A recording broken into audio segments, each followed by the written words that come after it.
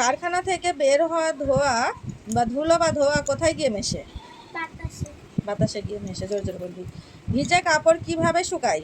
রোদে দিয়ে আপনি আপনি শুকিয়ে রোদে দিয়ে নিজে থেকে শুকিয়ে দেয়। ভিজে কাপড়ের জলগুলো কোথায় যায়? ভিজে কাপড়ে জলগুলো বাষ্প হয়ে বাতাসে মিশে যায়।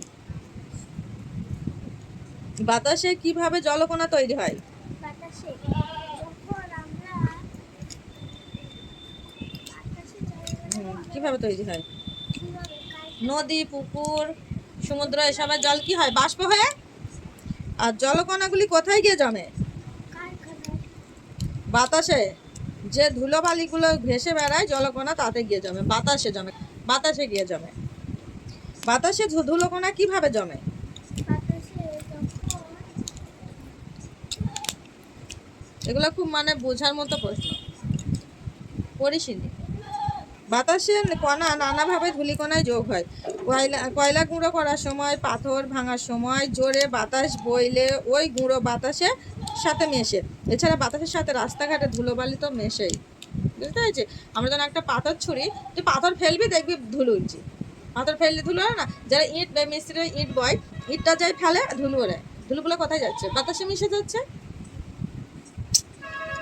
বাতাসে আর কি কি মেশে? বাতাসে কি কি মেশে? আর বাতাসে বিভিন্ন ফুলের গন্ধ মেশে। হ্যাঁ, কার্বন ডাই অক্সাইড। বাতাসে কি কি গ্যাস থাকে? কার্বন ডাই অক্সাইড, গ্যাস, সমস্ত রকমের গ্যাস থাকে। Carbon die oxide, nitrogen, oxygen, এগুলো মিথেন, নিষ্ক্রিয় গ্যাস, সব ধরনের গ্যাস থাকে। বাতাসে কোন গ্যাস সবচেয়ে বেশি থাকে? কোন গ্যাস? নাইট্রোজেন। নাইট্রোজেন সবচেয়ে বেশি থাকে।